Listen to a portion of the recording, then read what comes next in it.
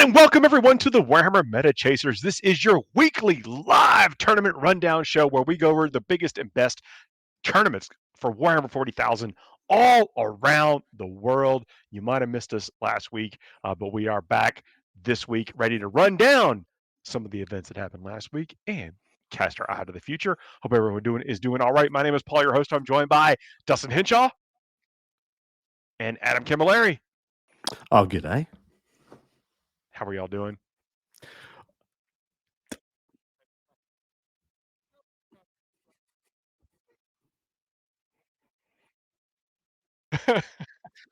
Yeah, they could have gotten as much of us as they felt like, but oh my god, the LVO recovery is real. Yeah, I'm rough. I'm still rough. Speaking of LVO, I want to say, Dorian, see you in chat. Got to meet you in person at the LVO. That was absolutely awesome.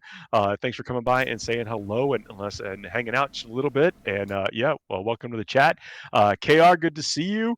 And anybody else that's in there in the chat right now, welcome. We, like I said, we do this live. We have an amazing chat community. If you're listening to us after the fact, know that you can come in 9 p.m. Eastern time, watch us live and hang out with these fine folks and chat along with us. Talk about how like the events that are coming up, what you might predict as well. But let's go ahead and jump into it. We are going to be talking about the Las Vegas Open from last week. Over 1,000 players, almost 1,100 players rolling dice on day one for a 10-round, 9 rounds of regulation play, but there was a shadow round. The largest, as far as we know, as far as like modern record keeping goes, this is the largest event that has ever occurred. This is the first ever 4-figure Warhammer 40k event. Like modern record keeping, like there were like tournaments that were larger than this that we just don't. It was prehistorical. Listen, some people didn't write it down on pen and paper. Okay, you just got to do what you got to do. when you had to, people would write the pairings on stone tablets and stick them up in a forum. In the local piazza in the middle of town, and you'd have to scramble to go see what your pairing was that afternoon and check the sundial as your chess clock. Yeah, those days. You're thousands of players back then. Yeah. Wow. There was a time when tournaments were like super high attendance. It seemed like at the time, 150, 300 players. And then there was a time when it dipped back down, and now we have eclipsed it. Like this is an amazing time to be playing. Well, that was all back in the day when you were handing your lists in physical paper form to your opponent before every game. Yeah. And it was poor form to not have one list per player. Yes. Like exactly. If it was a 6-round event and you didn't have 6 lists, dick move. That's yellow card. All true. All true. Let's go ahead and run down the factions. The multitude of players here is going to seem, enormous. It is quite large. So, for the Imperial Super faction, there were 2 Imperial Agents, 16 Sisters of Battle, 66 Custodes, 21 Mad Mech, 54 Astra Militarum, 33 Grey Knights, and 36 Imperial Knights, Space Marines, 92 Adeptus Astartes, 42 Dark Angels, 21 Space Wolves, 50 Blood Angels, 29 Black Templar, and 17 Death Watch. Chaos, there's 45 Chaos Space Marines, 26 T-Suns, 41 Death Guard, 48 World Eaters, 35 Demons, 32 Chaos Knights. Xenos, there's 78 Necrons, 51 Orcs, 54 Tau, 25 Votan. Highbind, there's 64 Tyranids, 31 Genestealer Cult. Actually, a very large outcome of Genestealer Cult there. Eldari, there's 19 Drukhari and 38 Eldari. I mean, the faction podium was Adeptus Astartes topping it off with 92, with no real surprise there. Necrons right behind them with 78, again, no surprise. Custodes in third with 66. That World Championship bounce. Yeah, for sure. Tyranids right behind them with 64, and then Astra Militarum and Tau Empire were in fifth with 54. Now there's two big cliffs here. Yeah. The first cliff, of course, is Adeptus Astartes stepping down to Necrons with, what's that? Is that 14? Yeah, 14. Quick math, Adam. Good job. And people say he's still recovering. And then Tyranids stepping down by 10 to Astra Militarum and Tau Empire in fifth. So there's 2 decent cliffs. Actually, there's another one. Sorry, Necrons is 12 ahead of Custodes and Tyranids. But we almost got the first 3-figure faction representation as well. If 8 more people played Adeptus Astartes, that would have been the very first time in history, like a faction had 100 players in attendance. And despite that, technically, there's a lot of Space Marines there. There's a couple. absurd amount of Space Marines. And some of those Blood Angels are kind of Blood Angels in name only. So I'm willing to bet that there. I know exactly what you're talking like, about, too. I'm going to go ahead and give you that. You wanted the 100, legit. You got the 100. That's where I was going with that. I was going with Okay. that as in like there pretty much was 10% of 1,000 players. If you boiled it down to the amount of Adeptus Astartes that had +1 to wound on their Oath of Moment, it was about 10%. It was damn 1,000 players and 10% +1 to wound Oath of Moment. It's kind of insane. And you'll see it when we get to the faction podium, of course, as well, and the top 10.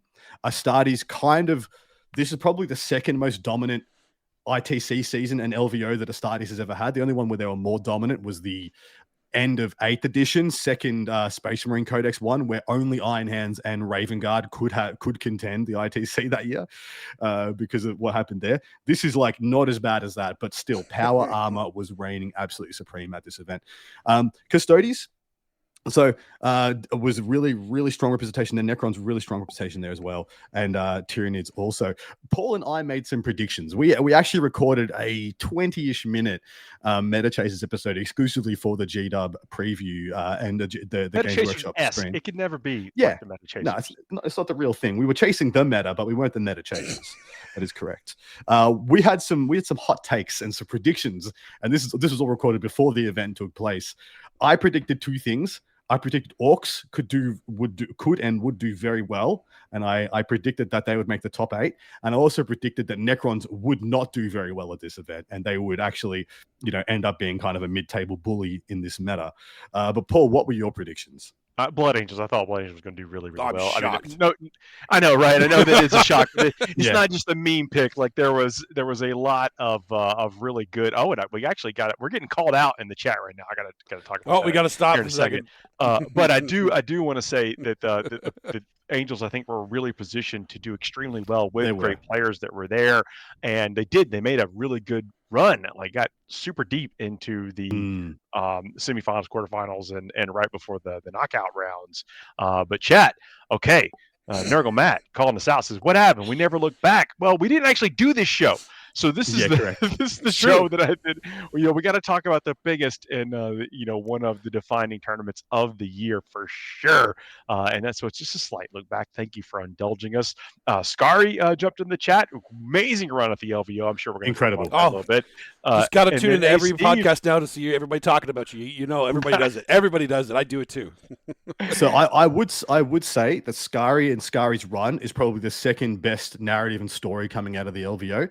The only one that's better is Mark Hurdle, the gentleman who won, and the story behind the faction he played with and his proficiency and faction specialization with it. But man, Scary went through a murderer's road, all their scalps, and came 5th or 6th, like with Drakari, one of the worst statistical factions in the game right now. Like absolutely legendary stuff. Single-handedly just getting that Void Raven Bombers points up. Yeah, here he goes again. 250 now. Well, when like 20% of the armies in attendance are like Astartes or Astartes sub-factions, that Void Raven Bomber is like S-tier gold, meta gold, baby. That's part of what we talk about, picking the meta for real. Oh, and if I didn't give a shout out, hey, Steve, good to see you as well. Folks getting into the chat. Welcome. About to kick off this new year, new season. Well, let's go into a couple of the spicy things that we have done for this recap and look back. We have broken down the top 10 factions, the factions that ended up in the top 10. Dustin, what are they? Is there a slide for it, or am I just reading it off? Just reading off the page. Actually, there should be a slide for as if you just know it. You saw it. Oh, sorry. I don't need to read anything. I just know it. Yes, I'm not reading anything at all. There's a slide. What are you talking about? There is? Yeah. I didn't know because I don't want to click it and then take 1 week off. That's not it. Yeah. That's not it. It said Hi Mum on it. Oh, what the heck? Okay. Anyway, the top 10 faction breakdown for the LVO was Deathwatch, obviously. 2 Astartes, 1 Blood Angel, which again, was it Blood Angels? This one was. This one was it? Yeah. This one had Dante, and Sangor. Okay. That's fair. And Sangor. Yeah. 1 G-Star Cult, 1 Drakari, 1 Chaos Space Marine, 1 Death Guard, and 1,000 Sun. That is a nice spread of top 10, putting aside the variations of Space Marines. But what's wild is that apart from the GSC and the Drakari, it's entirely power armor. Everything in there is power armor, apart from 2. Well done to T-Suns. They're looking like they're a bit on the weaker side of things post their nerfs about 3 months ago. But still, that player being TJ, that's pretty much all he played all season. So we have faction specialists in so many of these slots. Which is awesome. The Gene Steel Cole player, that's all he plays. The Drakai player, Skari, that's all he plays. The Death Guard player, Don Huson, that's all he plays. Mark Hurdle, that's all he plays. TJ, Thousand Suns, that's all he plays. Legitimately, 5 of this top 10 are players playing factions we would not have thought could make the top 10, but did so because of the player strength. And I think that's one of the biggest talking points of this LVO. For sure. Yeah, absolutely. Going into an environment that was, somewhat established, like they knew what they were going to expect. And even though we'll talk about the Necrons here in a minute, like everyone thought that detachment was going to, well, I should say not everyone. Mr. Camilleri did not think that way, but a lot of people thought that was going to be the detachment to watch and that you were going to face. And so people, I think, teched into it a little bit, or at least planned for it. It got reps into it out. And then it didn't make it past like round 5, I think, undefeated. So the one that when I look at a meta that's as diverse as this, and this is something that I learned from studying so many WTCs and how a lot of national teams work, they'll find the thing that everyone thinks is the strongest, but has counterplay, and then annihilate it. And they'll focus in on 1 or 2 of those lists in the meta, and they'll make sure that they have ice, solid rock gameplay into it, and then worry about the rest later, like when they come across the table of it. I was of the opinion that the vast majority of Astartes variants had extremely good play into Star Shatter, Shatterstar, whichever. Gene Steel Cults and Tyranids both had extremely good play into it. Orcs had extremely good play into it. And then just a bunch of other ones had okay games into it. Like I played against the second-ranked ITC player in Australia, playing just like vanilla Imperial Knights, and lost by 10 points to Star Shatter, playing my first game into it because I understood the matchup and I'd studied the matchup. I'd never played it before. I still only lost by 10 points. And gosh, diggity darn it, I reckon I could beat him next time. I'm really annoyed. But anyway, yeah, that's just what some of the crazy talking points about this one, because this isn't a story we can say from LVO many other years. Usually there is a think tank, a list think tank that takes place in a basement somewhere, in a trap house somewhere, that cooks up the strongest possible list in the game. And that list completely runs roughshod over everybody LVO. And it usually, it's an Art of War, it's a Beast Coast, it's a Team Zero comp. It's one of these clubs. They get together, they think tank the way to destroy and annihilate the LVO meta. And then 4 or 5 of them take the same list and they go and do it. And that's been the story from like so many LVOs past. And this is the first one I've seen where faction diversity is excellent, list diversity is excellent, and faction expertise and mastery counts for more than list tech and just picking at the biggest, best thing. Yep. Exactly. Skari and I said it on the Stutterscript podcast yesterday. It is a golden age of Warhammer right now. It is. Absolutely. It's fantastic. Awesome. Brewer's paradise. Knowing the rules, knowing your stuff, you can kind of go into the deep and figure out something to do, and that's what these players did. And I don't know, where are we? Can we talk about the undefeated list yet? I mean, one more thing we're going to do before we go into the top 3 faction breakdown, top 3 list breakdown. I pulled out some faction. I got excited. Facts. Some facts on factions. Oh, so hit the next transition. So there is a this slide? This is a great stat. Yeah. So these stats here are actually pretty good. Facts. This is some facts. Facts. This is some information on some of what people thought were going to be like dominant list. Yeah. And how far they went into the tournament before they start suffering losses. Yeah, so these are some of the factions and archetypes that people predicted were going to do very well here, and these are just the ones that I thought I was really interested in seeing where the top player in said faction came. So for Star Shatter Necrons, who was touted as one of the strongest, most to be feared in the game, their top player came 28th. Now, I'm not going to say if you came in the top 100 out of 1,000 players, I think you did pretty dang well. And most likely you went 5-1 or 4-2 if you came in the top 100. But their top player came in 28th with a 5-1 record. And yeah, I think to your point, they lost in round 5, Paul. So good memory there. Astra Militarum, their top player came 20th, which was Ben Jurek, if I remember correctly, went 5-1. Orcs, top player came 31st, once again with 5-1. Custodes, 41st. 5-1 was not to our surprise, because Folger, I think, took a loss in round 3. Was not Folger. There's a gentleman who went 1 or 2 rounds deeper in than he did, but he still went 5-1. That's Folger Piles, who won Worlds. Tyranids came in 16th. They made the top cut. So Tyranids did make the top 16, made it into the Shadow Round, and they went 5-1-1. And then both Demons and Tau went undefeated, but missed out on the top cuts. They went 6-0, but missed out on the attendance in the Shadow Round, which is very surprising. Tau had extremely good numbers, and Demons was very highly touted as something that could go extremely deep. The gentleman who did come in 17th was the top-ranked Demon player in the world at the time, and of course, he was running the Slaanesh Legion of Excess. So those are just some faction performance stats for your knowledge. I love it. We got to remember too, like 5-1 at LVO. Like that's you only lost 1 out of 6 games. So players are there at this event for competing not just for the top spot. They are competing for their best in faction. So they're incentivized to want to win. Like it's not people are not coming just to come. They are coming to try to get as deep as they can and play. It's not going to be a money run for anybody. And again, we're talking about. Talking about these lists that are feared and like with the Star Shadow, like you're talking about, it was one of the touted as one of the strongest ones people are going to be afraid of. Yeah, but correct. If it has one bad matchup in a faction that is well represented at LVO, 5-1, still an amazing performance. But if you hit that one bad matchup, it's a lot harder for you. It was also amazing to see how many Astra Militarum players, like strong Astra Militarum players, ended up in mirror matches and knocking each other out. It was like it happened like 2 or 3 times towards the top end of the event. It was actually quite hilarious. I think KR mentioned that too in the chat. That's a good spot. All right, into the top 3 placings, and I'm sure you guys have seen this and disseminated this. So we're going to break down Mark Hurdle's list in detail, and then we'll probably skim over the other of the top 3. But this is Mark Hurdle's Deathwatch Black Spear Task Force, the only player to go undefeated, 10-0. Starts off with a Gravis Captain with Tome of the Ectoclades, which means once per game you get 2 Oaths of Moment. It's extremely good. Used to extreme effect.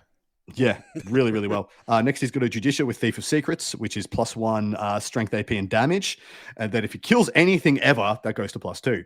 Lieutenant with Combi Weapon, Watchmaster, 10-5-5 Deathwatch Veterans, each one with an accoutrement of shooting and heavy Thunderhammers.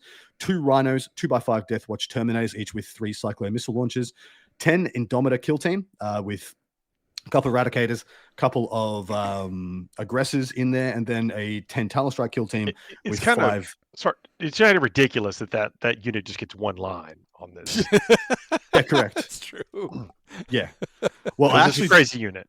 Funny enough, I did type out how many of each thing was in each one, and then I deleted it because it was too wordy. 10 Talon Strike Kill Team with, of course, 5 Inceptors with the 5 Jump Pack Intercessors, and then a Storm Speeder Thunder Strike. Now, we were privileged enough to watch and stream 3 of his games over on the GW VOD, so if you want to go check those back, by all means, go check them out because we get to really, really look at how this list plays and how it unpacks. And suffice to say, people could have, at the event, could have gone and watched how this played, and no one was able to stop him doing the same thing to everybody all the way through the event. It was like, turn 1, I'm going to put up a unit or 2, make you expose some stuff, and then turn 2, 1,600 points of my army is going to either come from reserve or the back of my board edge and be in your face. What can you do to stop me?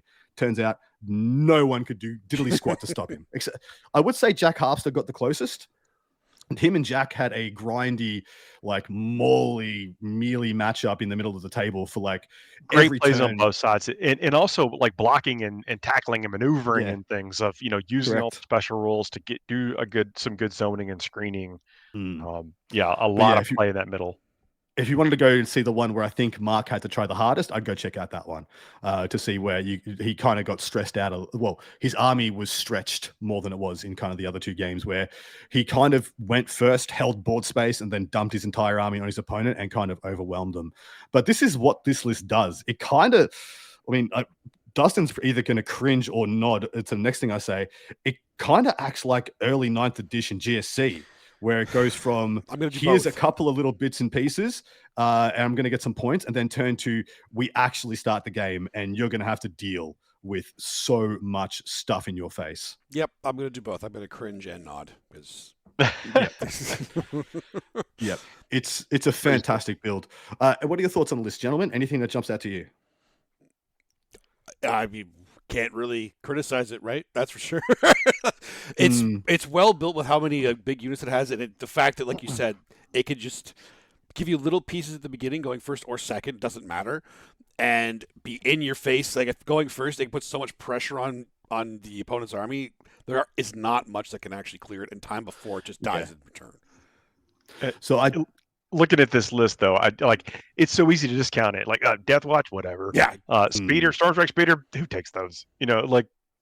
Like next, and then when you start to see it weave through each other, and then what it can do on the table, and it's like two O's, weird, okay, and and then as you're picking up your models and realizing you're out of space. Well, it's funny actually because the Death Watch hasn't been around for too long. I'm sure a lot of people did get a lot of reps in it, so that obviously plays a little bit of a factor too. How many of the players that played against it, if you ask them now, like if you played the exact same matchup again, do you think you have a better chance of winning? Right? Oh, absolutely. Absolutely. I mean, I had some words with Jack Harpster as he was walking away from his game, and he's like, "Man, I don't know where I messed up there, but I do not think I could lose in the same manner again to this list." I'm glad you said that, lose in the same manner, because it was still played well, and I feel like that with the degree of excellence we saw it played, that Mark could adapt to other maneuvers. But no one was like he got to do wash, rinse, repeat his same thing over and over. The biggest thing that Mark did that I saw that people could have probably played to deny him was people kept letting him have premium overwatches against them. Like he would just a windmill slam Overwatch every single turn. I'm not sure that is something that people really quantified in their head, that he's going to try and Overwatch you every damn turn. And it worked pretty much more times than not. He Overwatched and got a premime target. And that's what ended up breaking Jack's back. Too. He would oath to tempt, out things. Yeah. And he would oath to deter. He would oath defensively. Because so many times, like your Indomitor kill team or your Talon Strike kill team or the Unit 10 Deathwatch vets don't need oath to kill damn near everything they're charging, bar like a Canis Rex. And so he would use oath to be like a deterrent for his opponent. Be like, well, I'm going to oath the thing you need to try and use next turn to dig me out. And then I'm going to Overwatch you with sustain 2 from the Talon Strikes or whatnot, or the Indomitor kill team with the Eradicators and stuff like that, and just put you in the dirt, like almost a second shooting activation from one of these big premium squads. And that really caught people off guard. So that was the thing that when I reviewed like what could people do better into this list, is to not let him have premium Overwatches, because he was wrecking people with Overwatch, and it was amazing to see. It's a second shooting phase. Like it's devastating. When you got oath and sustain hits, it truly is a second shooting phase. Yeah. But I want to point out that infiltrators seem to not be taken quite as much in this particular 1,000 list. Yeah. There were fewer infiltrators, which with the 12-inch exclusion that I saw. And I bet if they thought this list was out there played this way, you'd see some more 12-inch exclusions. Well, I have told all my mates who play Marines in Australia going to Uprising, I've told all of them to get infiltrators into their list ASAP. And I was more telling them to do it because of guard, because of Scions. It's raining men on you, 45 Scions, deep strike and table you. Funnily enough, I think that's actually a decent matchup into this. If I had to pick a faction that I want to go back and see if Mark played against Astra Militarum, because I feel like the Bridgehead and other lists like that have the ability to front board screen out his drop zones and then aggressively drop on him. Because one thing that this list doesn't have, and this speaks to Mark's absolute proficiency with this and the way he's able to take a list with no fat on the bone. It's all just lethal. Every unit is good because he has no scouts, he has no chaff, he has nothing that he needs to screen. He's acting as if he does not care. I'm going to drop on you, and I'm going to play in a manner where I am the aggressor. What I would love to see is how this list does if it's put in a position where you don't get to be. Mm-hmm. And that just speaks to how good Mark is. He never got put in that position. And before we jump to the next folks that maybe didn't do as well, I just want to point out he seemed like a nice guy. Like I love him, man. Seemed to be well respected in the community. So I'd love to see this success and then this list design and getting to play a faction that you love. And it's really cool to see. All right, jumping into Ben Neal, who came second, played on the top table reverse Mark. He's got his Adeptus Astartes, Ultramarines Variety, Vanguard, Spearhead. He has a captain with Jump Pack, who has the Lone Operative enhancement. Marnius Calgar and Uriel Ventress, and then a lieutenant with combi weapon with Shadow War Veterans. That's the Vectora, which, funnily enough, because Ventress now has that too, he has 2 auras, 2 Calidus auras, so to speak, which I think is quite powerful, especially in the melee matchups. He has a single Impulsor, 6 Devastation Centurions, of course, 2x4 Company Heroes, one of which joins Calgar, one of which joins Ventress, 2x3 Eradicators, 6 3/3 Inceptors, 5 Infiltrators, and 5 Scouts, and that is it. There's the Infiltrators you were talking about. Yeah, it's kind of one of the only lists in the top portion that we saw take him. I think Jack took him as well. Let me just quickly have a look. See. Yeah, I think he did. Yeah, Jack took him as well. Yeah. Hey, well, that's why they did There so you go, well, right? top That's why eight. everyone's- That's it. 10 Top eight. infiltrators, the top eight. There's 10 something to infiltrators, say all about tournament. that, right? But this list kind of hasn't changed. This list hasn't changed in like a year. Essentially, the only thing that's changed is it's company heroes instead of aggressors, and like 3 to 6 less inceptors because of the points adjustments. Outside that, this list has stayed pretty much exactly the same since John Lennon came second with it at WCW last year. Apart from that, this list is just kind of the beans have changed. Like The 2x4 company heroes, I think, is interesting because it's a great unit, and I don't know a lot of people running 2 units. And then the 2 units of eradicators are pretty good, but you have seen them fall out of favor. I wonder what the eradicators were in response to going into this. Star Shatter? Yeah, their response to Star Shadow, I believe at least. And they're here for light transport, so they're here for Silent Kings rhinos, and Rhinos. Sagittars, stuff like that. Oh, yeah. Silent Kings, Sagittars, same things. You know. Yeah, exactly. Potato. Yeah, so they're here to pinch hit and assist you in killing the Silent King, but also to be there to threaten stuff like people just playing mechanized nonsense, chimeras, etc. But yeah, extremely good list. Enough said. Everyone kind of knows what this list does. It's a pretty stable archetype. The Inceptors gives you interesting things. The Scouts give you some interesting things. The Infiltrators, of course, we talked about the utility of those. There's a lot of utility in this list in addition to Ventress doing with the special ability that Uriel does. Yeah. So there's a lot of tricks in this list. Very good. And obviously played to perfection by Ben. And came just short, of the whole went 9-0 and then played Mark in the final. All right, but let's go to Jack Harpster, who's playing his Angelic Inheritors Blood Angels list.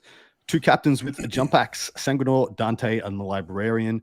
Lieutenant with combat weapon again. All 3 of these lists have Lieutenant with combat weapon. 5 intercessors. 5. I came home immediately and made sure that I had a lieutenant combat weapon.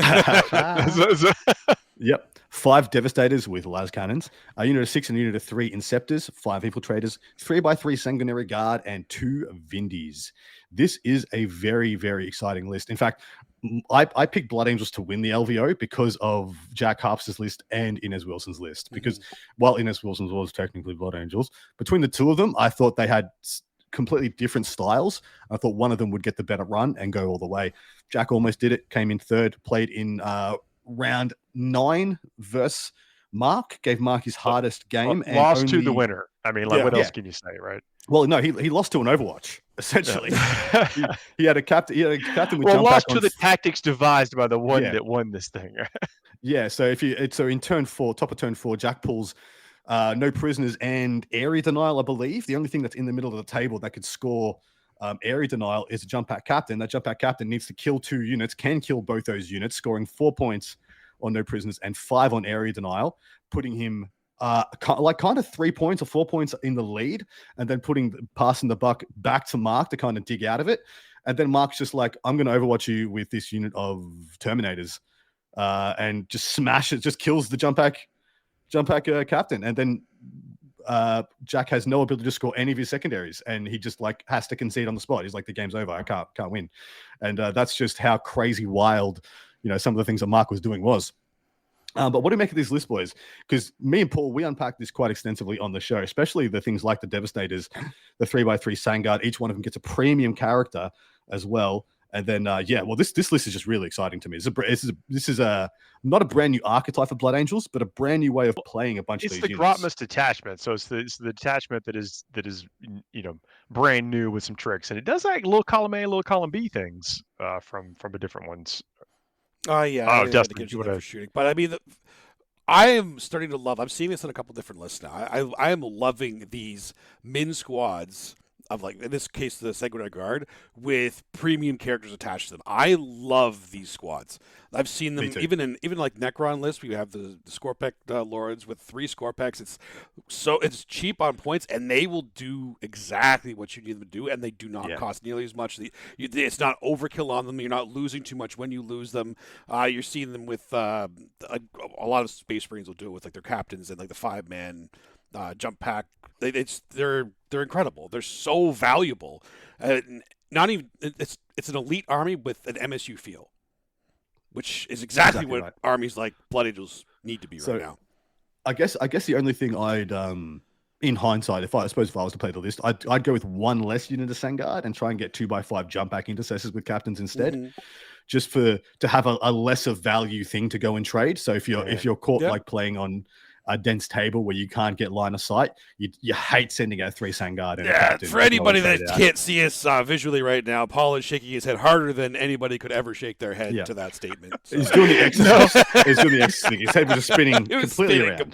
Look, it is hard. Look, you can't argue with success, right? But Lamartie's and Death Company go a long, long way. A lot of the times, and do something similar to the jump back intercessors, and then give you another stout character. So because me and you were talking about how kind of good and bad 3-wound Astartes are in the meta at the moment. There's just so much like 3-wound Astartes killing potential out there in the game that you almost better like having more 2-wound idiots than a bunch of really premium 3-wound killing machines. And the built-in like reroll to charge and -1 damage. There's a bunch of stuff in there that I think, albeit for us to criticize Jack freaking Harp, not doing that. 1,000-player event. It's just the stuff that I would do if I was to play exactly the same list for my taste. There are some novel things. By the way. Yeah, there's some Devastators was so cute. The Devastators with last cannons, you don't see that anywhere anymore. So obviously serves a purpose, gives a little bit of reach out and touch somebody. The 2 Vindicators. We've seen many Vindicators and things like Predators into the list, and this is something that this list has a bunch of long range to mid range serious punch that a lot of Blood Angel lists don't have, and so you've got this premium, probably you can argue more than enough assault and all the rest of the points that you can. I'm not big on taking points away from assault in most instances, but it really works for this list. Yeah, this list strikes a beautiful balance. The 6 Inceptors, the 2 Vindies, and the Devastators all give you the range brutality. The fact that you can have 5 Devastators that have 4+ invulnerable save and a lone op 18 sitting at the back of the board, just threatening in firing lanes, sitting in the open, creating a fulcrum that people have to come and address if they're going to live in any of the firing lanes. I just think he's really well thought out by Jack. The Sanguinar does not really punch into vehicles all that well. He does a lot of stuff. This is a very vehicle-heavy environment. So, obviously, I think Jack is playing for the later rounds and not, and using skill to get through the early rounds. I think some great tech choices. I mean, you can't. I think the Sanguinar is awesome. Like, there's certain times like you really want to be playing with something like that. But I do think that there are several either steering into the meta and then 1 or 2 anti-meta choices that they kind of make up the magic of this list, of course, and also played by a great pilot. So at this point, we would have come to the place where we, pick some winners if we were doing this ahead of time. Because we're doing this in post, everyone defaults to their meme pick. And so Paul gets a point for coming in third. Woohoo! Yeah, that's just how it'd be. Next event we're looking to the future. And now we're looking to the future. Nurgle Matt, we're definitely casting our eyes ahead of time to the Uprising in Adelaide in South Australia. That is in Australia with 183 players coming up this weekend, 8-round event. Look, I'm just reading what's on here. You obviously thought it was very important for me to mention it. It's Australia. Yeah, because we're so imaginative in Australia. Do you know we also have Western Australia? Do you know where that is, guys? Is it that way? But is it west from us, or is it because you flipped over? Is it east from us? Oh, it's backwards. Well, maybe it's south. Now it's like you're completely just turned around. Yeah. Well, anyway, it's for another podcast. 183 players, 8-round event. Dustin, what are we gonna see there? For the Imperial Surfaction, we're going to see another 2 Imperial Agents. That seems to be the number of Imperial Agents at the large events. That's okay. 4 Sisters of Battle, 12 Custodes, 7 Admech, 11 Astra Militarum, 6 Grey Knights, and 6 Imperial Knights. Space Marines are 16 Adeptus Astartes, 7 Dark Angels, 3 Space Wolves, 5 Blood Angels, 2 Black Templar, and 4 Death Watch. Chaos, there's 7 Chaos Space Marines, 3 T-Suns, 8 Death Guard, and 7 World Eaters, 10 Demons, 5 Chaos Knights. Xenos, there's 10 Necrons, 12 Orcs, outnumbering the Necrons, wow. 6 Tau and 6 Votan. Hive Mind, there's 9 Tyranids and 5 G's to their cult. Eldari, there's 2 Drakari and 6 Eldari, meaning the faction podium is Adeptus Astartes, topping it off again with 16. Custodes and Orcs in second with 12, though. Then an Astral Militarum right behind them with 11. Necrons and Demons behind them with 10. And Tyranid is behind them with 9. Orcs have that Now, new this detachment event people is are real hot the. about. Sorry, go ahead. I was saying the orcs had the great detachment, but I go can't ahead, hear Adam. Paul. Oh, Go. Are you? Adam looks confused. Can you guys hear me? Yeah, he can we hear you. can hear you. I can't hear Paul. It's doing that thing again. He's doing that thing again. Well, he said he can hear you. I'll translate for you. Go ahead. Beautiful sign language. This is the capstone. This is the capstone of the Australian ITC season. So this is the end of season for the in Australia. So this is our 8-round slobber knocker, best and brightest coming out for this one. It's going to be really hot. It's going to be stinky hot for this event, like very, very, very warm, like topping 100 degrees Fahrenheit. Oh, you mean like that? Actually hot, not like It's summertime Yes, over there. yes. It's actually a factor at this event where you are playing your 5th and 6th game. You've lost half your water weight in just sweat. And you got to stay hydrated, and you got to think correctly. It's actually part of the mental game of playing at this event. Beautiful spread, beautiful faction spread. No huge delineations. The biggest one in the faction podium is 16 down to 12 from Adeptus Astartes, which doesn't really confuse anybody. No. 7 factions on the podium is nice as well. I would love to have there been a few more, especially when we're doing the top 5 factions rather than the top 3. But this should be an extremely exciting event. Very strong players from all over Australia, and yeah, it's going to be really cool. I love it. It looks good. Nice spread. And I'm going to disconnect and reconnect so I can hear Paul. okay. Hopefully that makes It's okay. He wasn't saying anything, so okay, bye. Look, it's an Australian event. Gonna let him just let him shine. That's fair. Yeah, but actually, we can go ahead and jump over Yeah, we can. to one of the lists, and hopefully he gets back here in just a second, because this is Imperial Knights. I can hear. Can you hear me? Almost Yes, I can. Yeah, It's a we have the miracle. triumvirate. All right, we're good. the 3 that is 1. Jordan McGregor's up first. He is the first in the ITC South Pacific playing Imperial Knights, and he has been for quite a couple of months. He has Canis Rex, 5 Armiger Hellbrunns, 5 Armiger Warglaves, and 2 Ministorum Priests that hang out in an Impulsor. I love that. Very odds and bits and pieces. I love it too. The emulator, is that what you mean? Like the I love the 2 Ministorum Priests in the emulator. Correct. They got their own wagon. They just hanging out. Well, you have 2, so they have somebody to talk to for most of the game. Well, what I like about it is that there's a 1 CP stratagem to give +1 strength, +1 AP to shooting attacks of multiple Warglaves. Now, the big downside is that you go to AP2 and you got a 2 up in cover, and they take 3 ups and they don't care. The Immolate is actually big because it ignores cover to the targets. And of course, the Imperial Knights can benefit from that ignores cover because it says that unit doesn't get cover. Not that Ministorum or Sororitas units ignores cover. That unit just see you later, your cover's gone. And so it's actually really big for enabling things like the Hellbrunns to feel good, because I've played them a bunch of times now, and there's so many matchups where you just like, I could have a rock on a base right now and it would do just as much ranged damage as this unit in this matchup. Like, you play against Grey Knights and you're like, did my 3 Hellbrunns kill a Strike Marine? Maybe not. Maybe freaking not. And it's rough. So this is a very good activator for this army. And Jordan's been doing extremely well with this. He's podiumed or won like everything he's attended in the last couple of months. So what's next? Moving on, we have Jason Horn, who's ranked 2nd in the ITC South Pacific. Of course, I did the top 3 players in attendance in the ITC because they are contending for ITC placing here.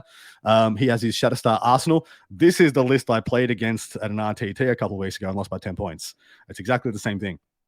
He's got Imatech, Silent King, Hexmark Destroyer with the Cronus Impedance Field, which is the -1 damage, a Scorpek Lord, 2x5 Flayed Ones, 3 Ophidian Destroyers, a unit of 6 and a unit of 3 Scorpek Destroyers, 2 single Locust Destroyers, 2 single Heavy Destroyers, a Reanimator, and 3 DDAs.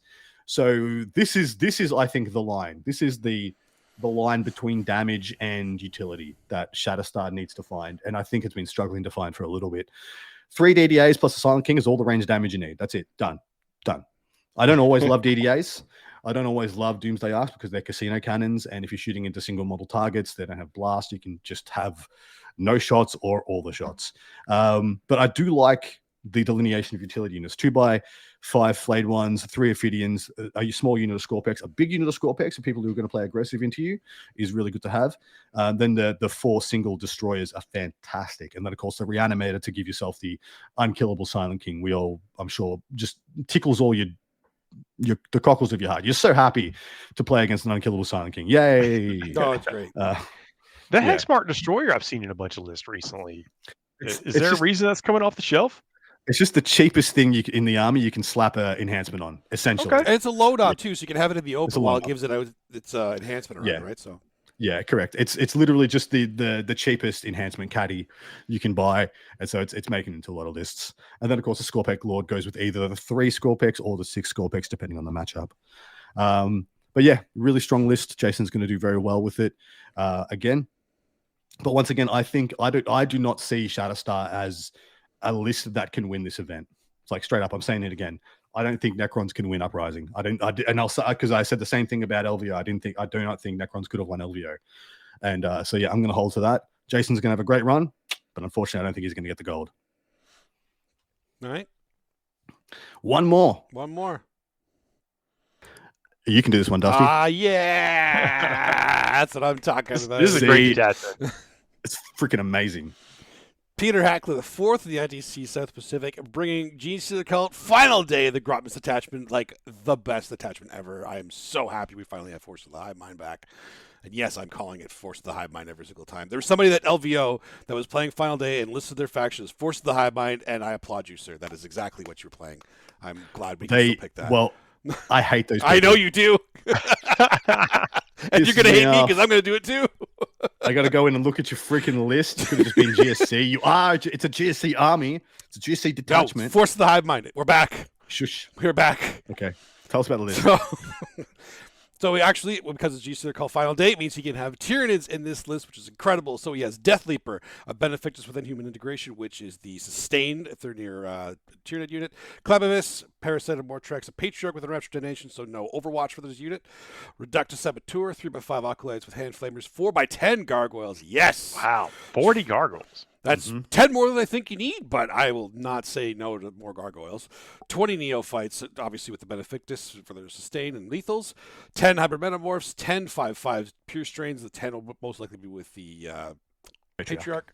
3 Raveners for some free uppy downy, and then 2 1/1 Ridge Runners. The 2 is likely going to have the las cannons, heavy mining lasers, and then 2 mortars to give you extra AP, and probably ignores cover across the board.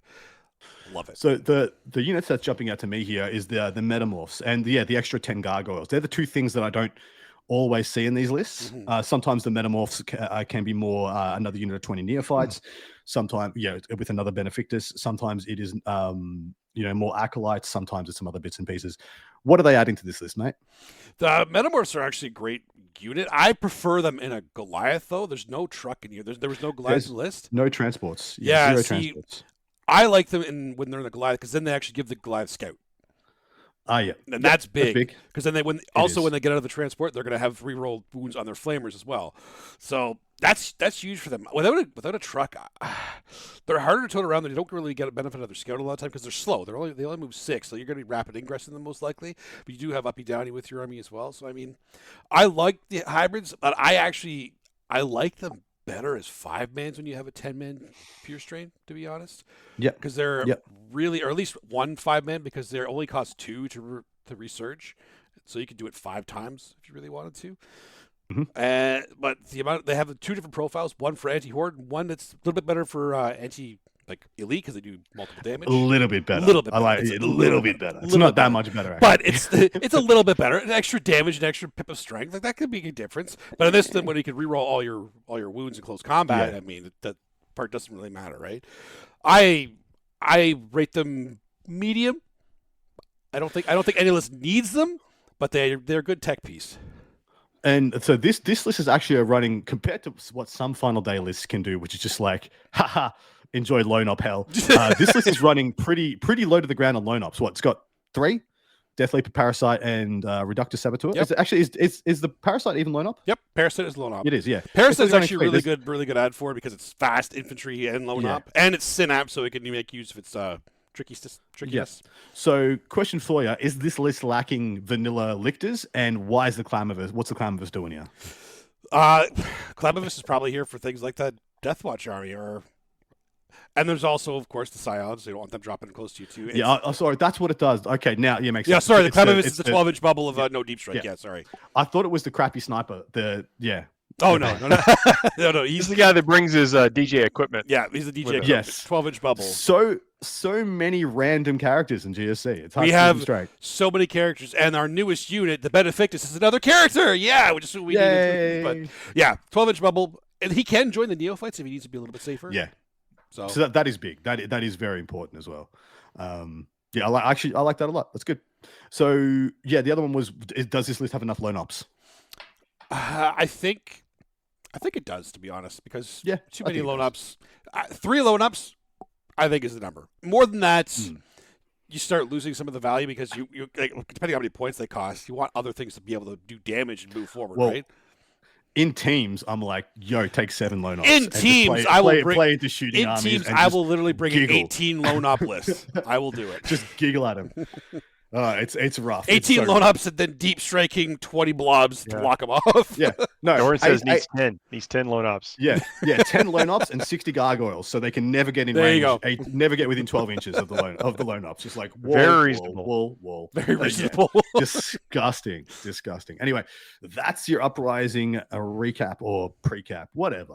Something. Pre-cap. I'm sick. Leave me alone. It's the rundown for the weekend. Yeah, that's what we do. It's our normal show, Adam. The thing that we do.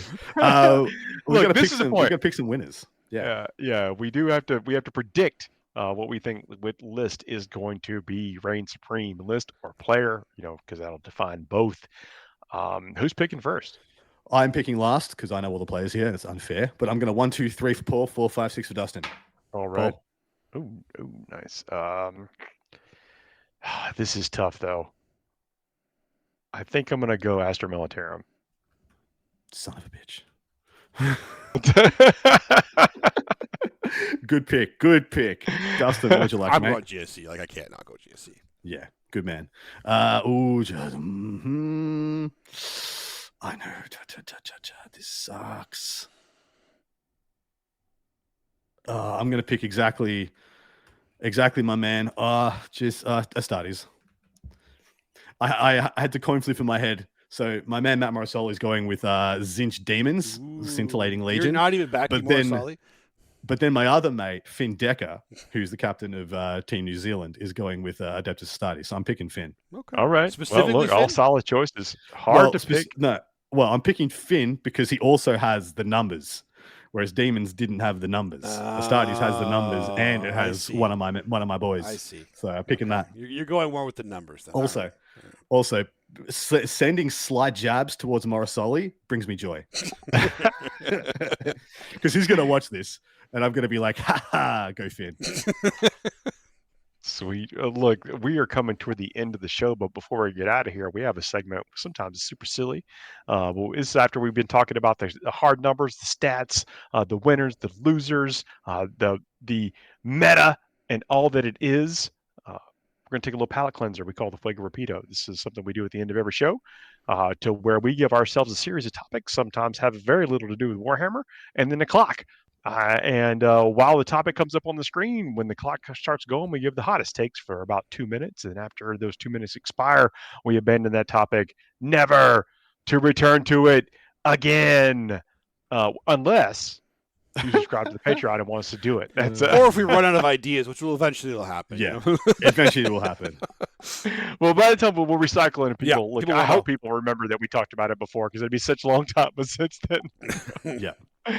Oh, but on the Patreon, which I haven't mentioned it, have we mentioned it this year? I don't know. But if you subscribe to tier 2 and above, although every tier is awesome, we do a recap show to where we look back at the events that we covered and talk about the top 10s and the winning list and the standout list. And we also, give each other no end of grief about our predictions and how they turned out and track those points. So consider joining us over there if you have not already. It means a lot. It takes a lot to put this show together, and really appreciate anybody who has done that in addition to the hassle-free ways to support the show, like commenting, hanging out, giving us some 5-star reviews and those subscriptions. It means a lot. Thank y'all so much. I like this theme. This theme's fantastic. So the theme for this week, I don't know if you guys follow it at all, but I am also a massive Nintendo fan. The new Switch will be coming out soon. Has been announced. Switch 2. Switch 2. So the next couple Fuegos are probably going to be game related. So the one today is Nintendo versus Sega retro style. So quickly before we get started, I grew up in a Sega household. We didn't own a single Nintendo product. I didn't have a We went- Sega. I was only Nintendo. I had to owned go to both, so there we go. We got Yelp all edges of the spectrum. I went all the way up through, Master System, Mega Drive, Saturn, all the way up. I was Dreamcast? down Did on you get Sega. Dreamcast? No, we got a PlayStation you instead of Dreamcast. suck. We switched. We'll- we switched We'll talk about that on another at the Fuego. PlayStation We'll level. talk about I had that a on another buddy who had a Dreamcast, and I would go over to his place and beat all the games he couldn't beat. Fuego. You were that friend. I get Nice. it. Okay. It's, That's cool. This is just the Fuego right now. This We're is just the Fuego. Yeah, talking we about, already started. this is it. It's the whole thing. All right, what's the first one? All right, so we're going on with this one, and I got to pull up the thing again. There we go. First one, Shining Force versus Fire Emblem. Shining Force. Come on. Oh, if you're a Sega guy, you got to say that. Yeah, Yeah. baby. I mean, I tried some of the. There was was there 2 Fire Emblem games? Early on, yeah. If we're talking like the retro, Yeah. there were 2, yeah. Yeah. Where there was 4 Shining Forces, I think. Early on, there was only 2. Okay. Oh no, wait, 2 versus third one did come out. Yeah, the third one was I think. Yeah. Yeah, that's the retro. Or maybe I'm thinking of Rain of Fire, or the Breath of Fire. That's all right. Nintendo. Make your case for Fire Emblem. Come on, come at me. Do you have Fire Emblem in your mind there, or do you even know that one, Paul? Do you play either of these? Oh, I had to, actually it was blending in my mind with another platform. So not platform, another series. I had to go check. I did not play this one. So these are both for those at home. These are both turn-based strategy combats, Yeah. similar to Final Fantasy Final Fantasy Tactics specifically. tactics. Yeah. Tactics. It's more chess-like than Yeah. activate. Cha-cha-cha-cha-cha. That's what Whatever. I think thinking of when Yeah. So So you would move your dudes around and you'd get into fight. Yeah. Anyway, it was really like it was fantastic genre. Still going on. I'm not 100% on how good the storyline from Fire Emblem was, but the storyline in Shining Force was legit. Like, it was kind of Final Fantasy-like, and like there was the same kind of tropes that would always happen. Like there was always that big betrayal. Yeah. Like it's always the big betrayal. The guy that's, essentially you thought you trusted and stuff like that would always end up being the bad guy or the second big bad guy. And so a bit tropey. What did Fire Emblem have The going? Fire Emblem was still a bit tropey with its storylines. Like I'm thinking, maybe not the big betrayal, but it was more of the mystery. Like, oh, who are you? Like, let's find out who you are. Oh, you're actually this important person. Who knew this entire time? The player is actually very important to the storyline. That kind of stuff. In terms of like actual combat and stuff, I actually think Shining Force is better than the early Fire Good Emblem. man. Than Good the man. early Fire Emblems. Yes. Yes. Fire Emblem, when it started getting into the generational thing, though, completely overshadowed Shining Force because that was such a cool Sega line. won. Did- Nintendo. did it go. We don't have the clock up, so I don't know how No, far it's up. we can go with It was this. it's just Fuego. we ended Fuego. But it's like, did it go deep into the? Because I know there was like a Game Boy, and then and there were different things. Was it a continuation or Fire Emblem is redo? still going. Like they just released the game last year. The last one that they released was not very good. The one before that was phenomenal. If you ever want to find out how old the if you want to play last- a Fire Emblem game recently, you play Three Houses. That game is it's so good. That is so good. The newest one, Engage. The story. If you want to talk about a bad story, that's terrible. That one was so bad. But Three Houses. Oh my God, that's a great game. Play that one for sure. 2018 was the last Shining Force. They're still going. They're still going. Wow. Yeah, for sure. Wild. I haven't played the newest one. No, I got a game to play. All right, good. I'm happy. I'm excited. We're learning stuff now on this Fuego. I like this because I love Shining Force. All right, next one. Streets of Rage versus Final Fight. See, I like that Adam keeps having to take a breath with these ones because he's not. I am 100% on this one. I know which one. There's no competition for me on this one. I mean, I got to say, why isn't Double Dragon there instead of Streets of Rage? Because Double Dragon was on both of them. Oh, really? I didn't know that. Yeah. Snap. Because Double Dragon is better than both of these, but Streets of Rage is better than Final Fight. Yeah, Suck it. there it is. Yeah, we know 100%. 100%. 100%. Streets of Rage was so good. Love that. That was, but you're actually fighting like gang members and stuff. It's like Yeah. right, Yeah. like you're going then- through an actual like alleyways and. Was it? It was the an first old time? classic beat 'em up. Yeah, it's a side scroller beat 'em up. Yeah. Yeah, and you pick up pipes and you bottles. You're just shivving people with a bottle, just like as a 6-year-old in an arcade, just like stab him, good, stab him. Because it'd be me and my brother at the arcade, and we'd be sitting there for like an hour or two. We'd go play Raiden, we'd go play Metal Slug, we'd go play, and we'd play Streets of Rage, and we'd sit there and we'd be shivving thugs with bottles in a dark alleyway. Also, was this the first game where they would just change the bandana's colors to denote the baddie being stronger? Or they change their colors so they get the bandanas Yeah. or just their clothing. That they all have Like- names for some reason on their belt Only bars, so many you know bits. exactly who you're beating up. Only Yeah. so many bits in that system. That's It's the same. It's exactly the same skin, but he's got a purple hat, Yeah. so he has twice the HP. You know, Adam, did you know that there's a Streets of Rage 4 like just came out not too long ago? outrageous. It- All right, we should do a play party. It is was it so 40, so 40 good. years later? It is. Yeah, they get And to- they made it they just retro got to style. level 4. It's so good. It's Every so good. decade. One a When did decade. this thing That's come it. out? Yeah, that's No all they more, need. no That's less. all they need. That's all they need. They don't need more than that. All right, Sega 2 Fuego. right now. That's 2-0 I did for not Sega. expect Sega to be winning this, but here we go. All right, next one. That's because you haven't gone to the cube yet. Contra Hardcore versus Contra 3: The Alien Wars. I have no idea what these are. You don't play I did- Contra? You guys don't play I Contra? played. I played. Look, get the 30 lives in Contra. Yeah, So like on the. Contra Hardcore was the first Contra that ever introduced the character selection. So you actually had 4 different characters you could choose from. They had their own weapons that you get instead of picking up random ones. You'd pick up like A, B, C, D, and it would be whatever weapon that character had. And there's also like branching stories. So you beat a boss, and you're like, okay, do you want to go here to fight these guys, or do you want to go here to fight these guys? And the story changed based on where you went. First time it's ever done that one. Contra 3 for Super Nintendo was just like arguably the most well-designed and playable Contra game that they've made. The ones with the Nintendo, fantastic. This one took that to the next level, it's even better. So to me, it's actually a hard choice because I'm a huge Contra fan. I love Contra.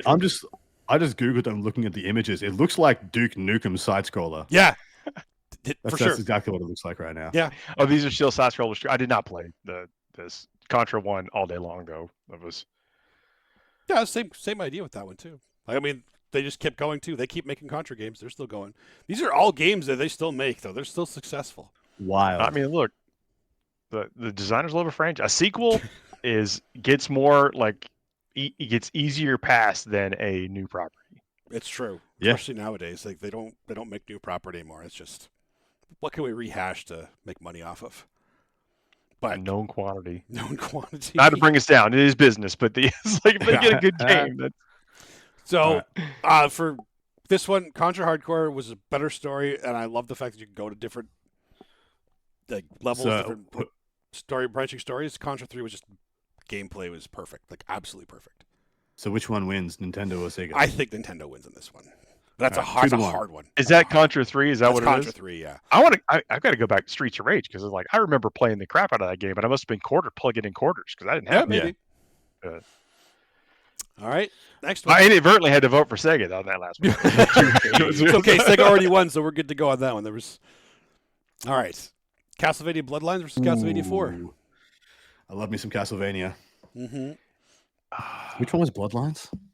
Bloodlines was one again where you actually had the choice between 2 characters, one with a lance and one with a whip again. Still, it was really colorful. Yeah. Kind of awkward okay. in its controls, though. It was kind of awkward gameplay. When did Castlevania 4 come out? Oh, jeez. I'll look it up. 1996, I'm going to guess. Castlevania 4. Da-da-da-da.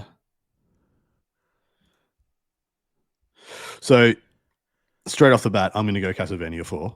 1991. Whoa. Yeah, that's Dang. what I'm thinking. Castlevania 4 is like Yeah. It's the one I played. I didn't play the other one. Bloodlines was not as good as 4, I don't think. It was still good. Yeah. But 4 was just, it was great control. And Super Nintendo had really good controls in their games. Like I didn't so much care for Castlevania 2 as much. I thought it was a little too simple. Especially Simon's coming off the Quest? back of, how cool Yeah, is that Castlevania one was a very unpopular one, for sure. I mean, I still enjoyed it, but like, I thought, whatever. But the next ones were better, and I think Castlevania 4 takes those. Well, I think they were both on both platforms. Castlevania, Oh, no, I thought was Castlevania Nintendo 4 only. was only on Super Nintendo. Castlevania 4 was Bloodlines 100%. was on both. Yeah. Yeah. So that's Nintendo winning another one. Oh, yeah, 2-2. for sure. Let's go. All right. I did not. This another Super Nintendo. I actually had to borrow that one, I think, as well from a buddy of mine. Yeah, well, I played Castlevania 4 at my mate's place. Like after playing like an hour of Duck Hunt. So I remember correctly. Yeah. 4 was good. 4 was really good. All right. Next up, Mario versus Sonic. Sonic. Not a chance. Mario is utterly incompetent and also a murderer. He's just killing stuff constantly. He's a butcher. He's a monster. He's a psychopath. And he can't get the job done. How can you back this man against a guy who literally saves baby animals? That's the whole shtick of the thing. Mario just sometimes puts on a panda outfit. How could you beat that? So he's a furry as well. All right. Cool. You're doing well. Dig up. Why does he kill so many turtles? Does anybody know? I mean, we were just touting how good Streets of Rage is, and you're like shanking people, but Hey, look, they had it coming. So did Goombas. How dare they walk in the way of Mario? What's wrong? Yeah, exactly right. How dare they just like walk back and forward on a small platform, like, It's like, where you want it? I think Mario is a clear winner. We can all agree on that. Oh yeah, for sure. No, trash. There's Mario. there's no sucks competition so here. much. Oh. We're only debating which is the best Mario, like which So- outfit or the best. Tanuki. All right. If it's just Mario and just Sonic, no power-ups, no nothing, Sonic hands down. He's faster, has more abilities, does more interesting stuff. Mario, they're literally fighting is a now. tiny little idiot who just jumps. That's it. That's What all do he you can mean do. He does more interesting stuff. He just goes forward and sometimes in a little loop. Yeah, no, but What's more you interesting? power up, you press down, and you. That's only the How much second one. cooler is that than everything Mario can You do? shoot Mario fire can in fly your and he can face. shoot Like fire. I said, no power He ups. can turn into a Oh, statue. no power-ups. No He just power-ups, jumps on Sonic's head. killer. He just So, jumps. he didn't need any jumps up and power-ups. down. Jumps a lot higher than Sonic does. Does he? No, I don't think so. Yeah, I don't think he does. I don't think so. Anyway, this is bringing up all my, because I would have this argument at school all the time about how much Mario sucks. Why is he a plumber? Nothing about this story makes sense. Mario is an acid trip and a half. None of it's nonsensical garbage. When you play as Sonic, you are trying to save wildlife, baby animals that have been captured by an evil scientist. This is a tale as old as time, and it is vastly superior. As many movies have told us, true Okay. love. But Princess doesn't want him. True love. I don't know if that's surely, true. surely, after all this effort, she would be like, "Fine, I'll be with him." No. She's turned his. She just Because Bowser keeps moving him to another castle. how does she have so many castles? Anyway, one last thing I'll say, and this is undisputable. You cannot even disagree. with this. Wow. Okay, I got to hear this. Well, technically, we're out of time. Every single Sonic game's soundtrack is better than any Mario game soundtrack. I don't know. Do. I don't want to get copyright strike. That's as much as that's the limit. This is the hill I will die on. Any single Sonic soundtracks game Sing soundtrack it for is us. better than every Got Mario one? soundtrack. Every single one. Sing it for us. Don't do it. We'll get copyrighted if you put it on. Yeah. That Eggman theme, I still play. It's so good. So good. Anyway, you got your money's worth out of me on that one, Dustin. Wow, that was good. I appreciated that. All right, normally that's the last one, but we actually have a bonus one because we have to. Super Nintendo versus Sega Genesis. Super Nintendo has some great games. Yep. So does Genesis, though. I could name at least 3 Sega Genesis games you've probably never heard of that are some of my favorite games of all time. All right, do it. Name. Let's go. Let's judge these by the top 3 games we think each platform had. Top 3. Okay, well, if you don't know them, it's not going to help because for me, they're Exactly right, Dustin, you hipster. I was going to name Sega Genesis games. Doesn't matter. Yeah, you're still a Genesis. Okay. All right. I could probably solve this Super Mario Kart. Wow. I mean, The first Mario Kart, right? Oh yeah, that is the first Mario Kart. Yeah. See, you even got Adam on that one. This is like That's mic drop. Yep. Paul was just mic pretty drop good. right there. Yeah. Well, I would like to say that there was a reason my next platform, my next console after the Genesis was a PlayStation, because the Genesis was a little bit of a letdown. Link to the Past. Sorry? Zelda: Link to the Past. Yep. Arguably one of, if not the best Zelda game out there. It's only Ocarina of Time compares, and even then, I think Even then, I still Ocarina is think a little overrated. Yeah, I think Link to the Past is better. I mean, so Genesis had Sonic 2, had Castlevania, Toe Jam and Earl, Toe Jam and Earl, Sonic Hedgehog 3. Yeah, Sonic Hedgehog 3 was pretty freaking good. Sonic and Knuckles was pretty freaking good. I keep thinking of these as all being on the Master System, but nah, they're on Genesis. Never mind. I take it back. I'll go a deep cut if you'd like. Okay. Ogre Battle, March of the Black Queen. Ooh, yeah. Ooh, okay. Yeah. Here, Um, Adam, if you were a Genesis guy, I'm gonna try 2 of these games. I want to see if you've heard of them then, because they're some of my favorite. Names of Queen songs and a cool video game. So I just want to put that in. Wow. That's Gunstar Heroes. Play it. Cyborg Justice. One of the greatest games. Oh, so you build your own cyborg. It's a side-scrolling beat 'em up, but you're like ripping off the arms of cyborgs, putting on the arm yourself if you like their arm better because they have special weapons and stuff. Oh, That's pretty cool. so cool. Oh, in the chat, are you saying Golden Eye? Or Golden Axe may be a game too, but Golden Axe. Freaking Golden Axe amazing. was Sega Genesis. That was fantastic too. That's such a good game. That's a good one. I would like to ask, Battletoads, was that on Super Nintendo? had to have been. I'm pretty sure I played it. And Three Dwarfs. You mean Lost Vikings? Lost Vikings, that's it. That was that Sega on Super Genesis Nintendo? specifically. That was Sega Genesis. That was okay. For fun fact, that's one of Lost the Vikings few. Was That's one of the few spectacular. Blizzard console games. One of 2. Correct. That one and Yeah. Rock and Roll Racing. And Lost Vikings. Oh, Rock and Roll Racing. Hell yeah. Let's go. Oh, I freaking love Rock and Roll that Racing, was a great man. game too. So good. Actually, yeah. To hell with Nintendo, Sega Genesis. Oh. I completely forgot which one it was. I thought in my mind, Sega Saturn is where the the Saturn. No, that's it died. Saturn There. sucked. It died. And I there. jumped ship to PlayStation after the Saturn. Saturn But was no, bad. Sega Genesis. Mwah, Yeah. Chef's kiss. all the way. Genesis, yeah. Yeah, a I lot mean, of people just- want to play it's these not on being Super emulators too, Nintendo. Dorian, and I highly recommend if you can play a lot of these games. They're fantastic. So what was that, Paul? I said it's not beating Super Nintendo, but it was a fine system. I don't know if we have a clear winner on this one. Adam was Super no. Nintendo, and then he kind of flipped. No, because in my head it was Sega Saturn. But so Paul and I are 1 for 1. Dustin, you're the split vote. But I like both of them. If I And had right now it's 2-2. So this is oh the great, winner. so it's just completely It's all on you. it's all on Hey, me. you wrote this Fuego. I think it's correct. Well, Super Metroid, Donkey Kong Country. I'm looking at. I just had to pull up the bill. Like, those and then, most of the Final Fantasies that are good. Echo the Dolphin. Okay, you just ruined it. Like it. Star Fox. It was funny. Star Fox. It was Yeah, I'd forgotten about Star Fox. there's Do a barrel roll. Dude, Earthworm freaking Jim. Have you guys played the Earthworm Of Jim course. game? Yeah, that's a good. That's a good. Oh, game. it's so That's a good. good. game. So again, for me, like the first 2 games that we mentioned are why it's Super Nintendo for me. Link to the Past, Super Mario Kart. I've spent too many hours in those games, and this wasn't mentioned, but I'm gonna mention now. Chrono Trigger. Mortal Kombat 3.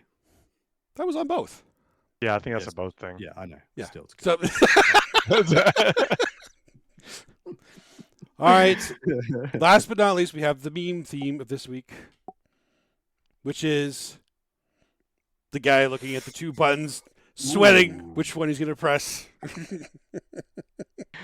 Oh, paint Eldari or paint Imperial Astro Military. Nice. Yeah, that's perfect Yeah. right now. It's play Blood Angels units or play +1 to Wound Oath.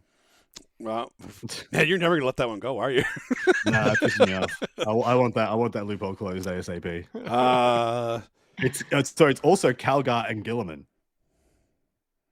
Calgar or Gilliman. You don't take A both. lot, Why not both? a lot of this can't afford that both. This is. No. I want it. Well, I had one, and then it just completely flew away. Oh, shooting or doing an action. Yeah, it's a good one. Yeah. Because sometimes you just want to kill something. That's right. The heck with those 2 points. I just want to kill that thing. I'm within 12 inches of that lone up. I need to kill that lone up. It's like you're in my head right now. I just want to charge. I'm just happy this wasn't the meme I thought it might have been, with a certain photo of me circulating. Don't worry, that's next week. Oh shit! I wanted to. It's Nerf Drakari again, or let Skari win. Let Skari be or Nerf Drakari one more time. Nerf Skari, Nerf Drakari. Those are the 2 buttons Yeah. there. Yeah, same thing. Jeez. Is it well known how many detachments Eldar is getting in their codex yet? I think it is, isn't it? I don't know. I don't know. Oh, never mind. I try not to speculate. Yeah, True. That's true. Ahead of the recognized Release. dates. yeah, ahead of the releases. Ooh. Eat lunch or review opponent's list for next round. Yeah. This was me on Saturday morning when I woke up sick as a dog, being like, get everyone sick and do your job, or stay in bed and let the stream crumble. And then we streamed for 11 hours. Yeah, and that sweat was sweat because I had a fever, not because I'm under pressure. It's like both options, neither good. Fuego. That's Fuego. And that's it. That is our show this week. It is a pleasure being back to the normal routine. Normal-ish. We'll be back to looking completely to the future, and then abandoning our Fuego topics at the end, like we've established next week. Seriously, a pleasure talking with y'all, hanging out. Thanks to everybody in chat. Thank y'all to everybody who's watching after the fact. Hit those 5-star reviews. Make sure you come back next week. Like, share, and subscribe. We'll see y'all soon, everybody. Have a good night. See you next time. Boy.